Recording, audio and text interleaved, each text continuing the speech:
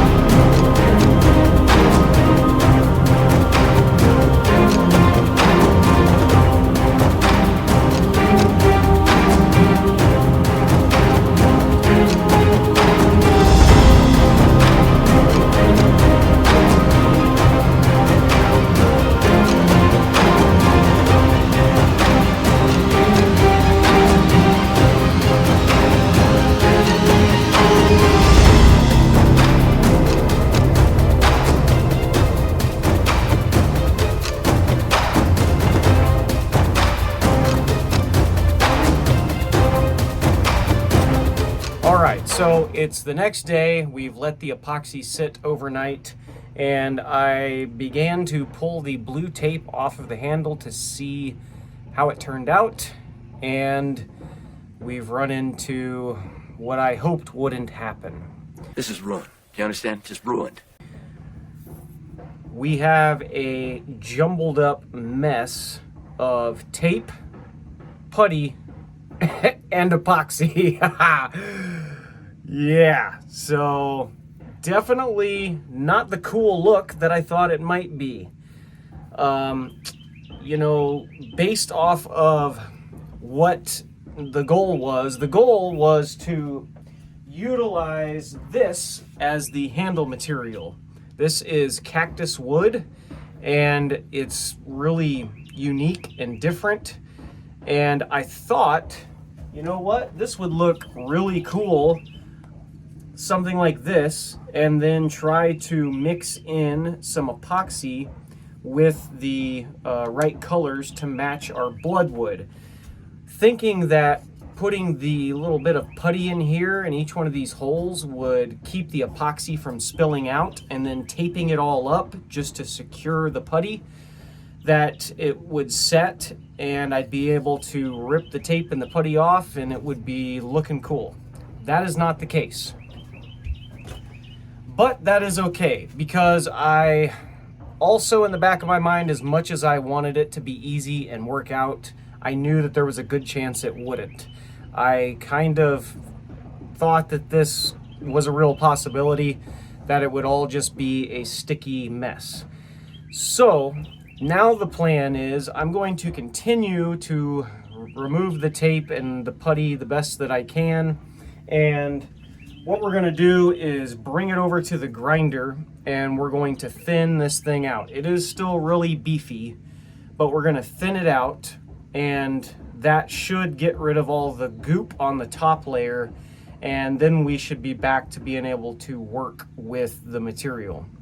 I really liked the idea of having this really old weathered look as the handle. That is the whole reason why I wanted to try to preserve this old look, because I thought it would look really cool. You know, almost look like a knife that was made a long time ago and that it had been weathered. That was the look that I was trying to go for. Now, unfortunately, whenever you take that weathered stuff off by sanding the surface, it changes the look. And it gives this appearance here. So it changes the color, it makes it look like it's been handled and not weathered. This I just kind of mixed together and brushed it on just to see what it would look like. And it's really not that bad of a look. It's not exactly what I had in mind, but you know, something like that wouldn't be so bad. So, you know, sometimes things work out, sometimes they don't. You just have to roll with the curveballs that life gives you. And we just got a mean, nasty slider with this one. Baseball stuff! Baseball stuff! So we're going to just roll with the punches, and we're going to continue with this handle. I could also scrap it and start over, but I only have like a couple of days left, so we're just going to roll with this one. We're going to get it on the belt grinder, get it ground down, and then we'll make some decisions once we get it cleaned up.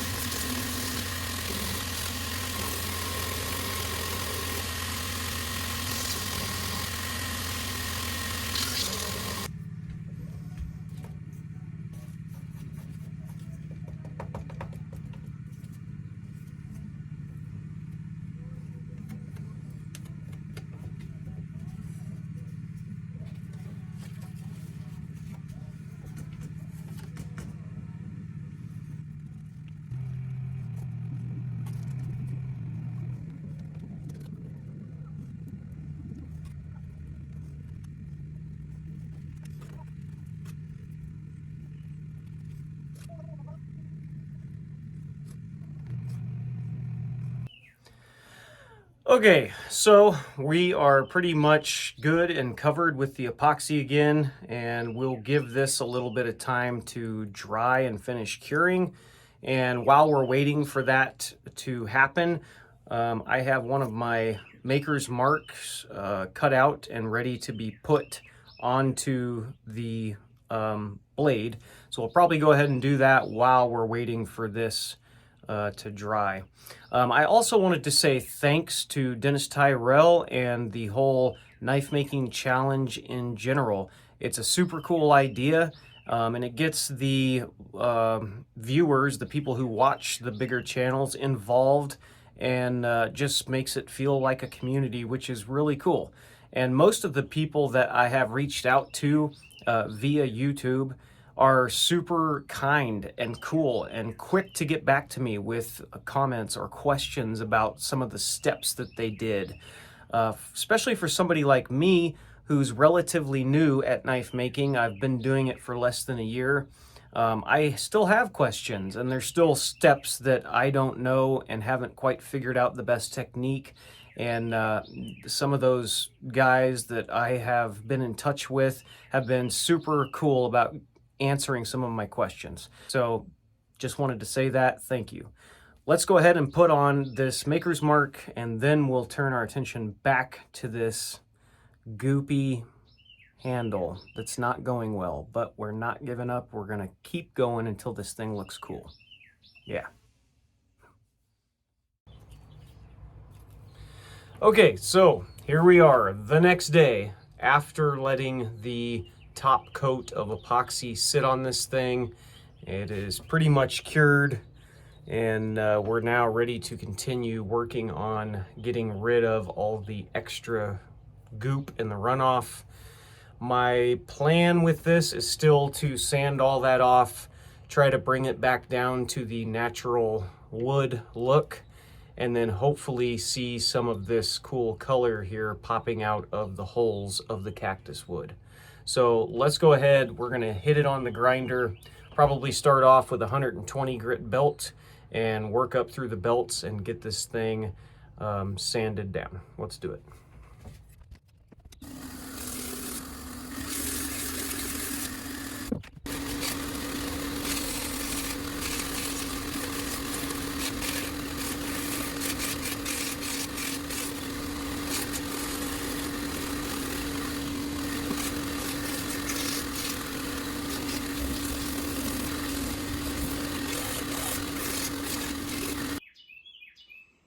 Alright, so we are done on the grinder, and we have the extra epoxy removed off of the wood. And I'm just taking a little bit of time going over and sanding the surface of the wood. Still not exactly the look I was going for or hoping for, but at the end of the day, we have a knife that is going to be complete. And in all honesty, the way that this cactus wood was pre-shaped, it had a bit of a bulb on the end. And so I've tried to keep that almost kind of like a natural pommel, I guess. So it really feels super good in the hand. Just going to spend a little bit more time hand sanding and try to get the finish of this nice and smooth. And then we'll do some cleanup work and see what it looks like.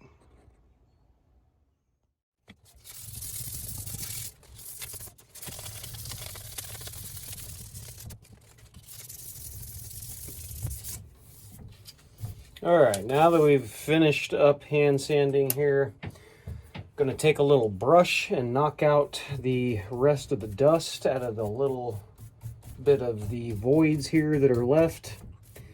And then we will get a coat of some mineral oil on it to brighten it up, and we'll see what it looks like.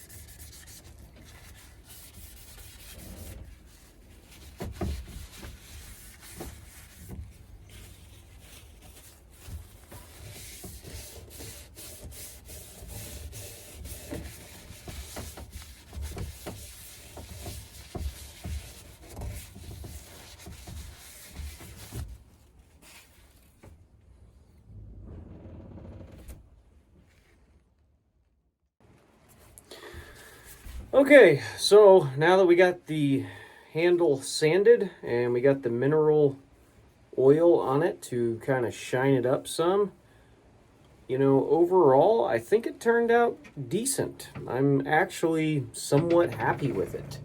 For, you know, having to roll with the changes that happened during this and having to kind of, you know, change up the game plan, I think that it turned out to be all right. It's not exactly what I had in mind, but it is pretty interesting and cool. The cactus wood really is a unique thing to choose for a handle. It's different. I've seen some of them on the internet, and some of them I didn't really like a whole lot. Others that were done pretty good I liked. So yeah, it's definitely a different look.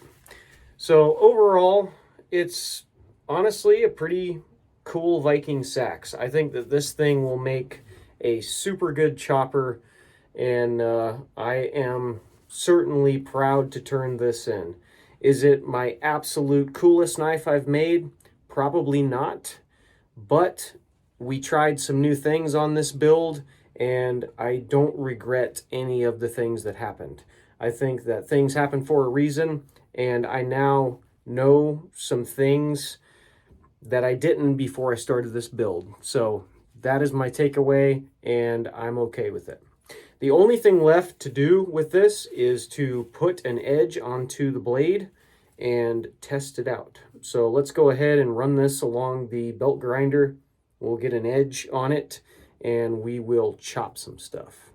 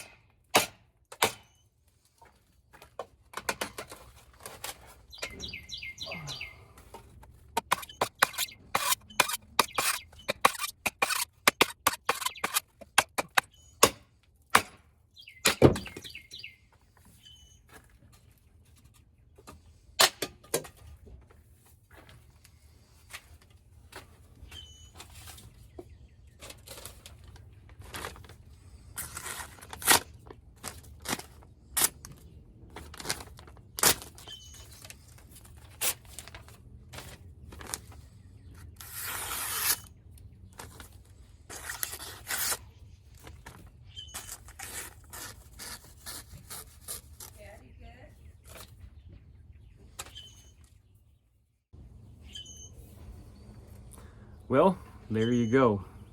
We've got one Viking Seax in the books. I really am pretty pleased with how this thing turned out, especially for kind of jumping into this blind and trying some new things, new procedures, new materials, that sort of thing. I think it turned out pretty good for the most part.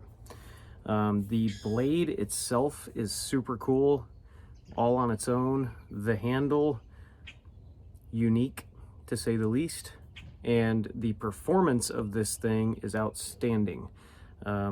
Very, very thin in the right spots, right here in the belly, super thin, and a little bit thicker back here, and towards the tip is a little thicker as well. So it's got a very thin spot here. That's why I was able to get through the 2x4 pretty fast.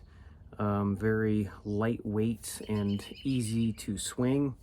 And edge retention wise, it held up pretty good. It's still really sharp. There's no dings or dents or rolls or anything like that to the edge. I would say that that is pretty good for me and my capabilities. Anytime we chop through a 2x4 and cut paper afterwards is typically a good sign. So anyway, that pretty much wraps up this build. I hope you guys enjoyed watching the video. Make sure to like, comment, and subscribe, and we'll catch you on the next one.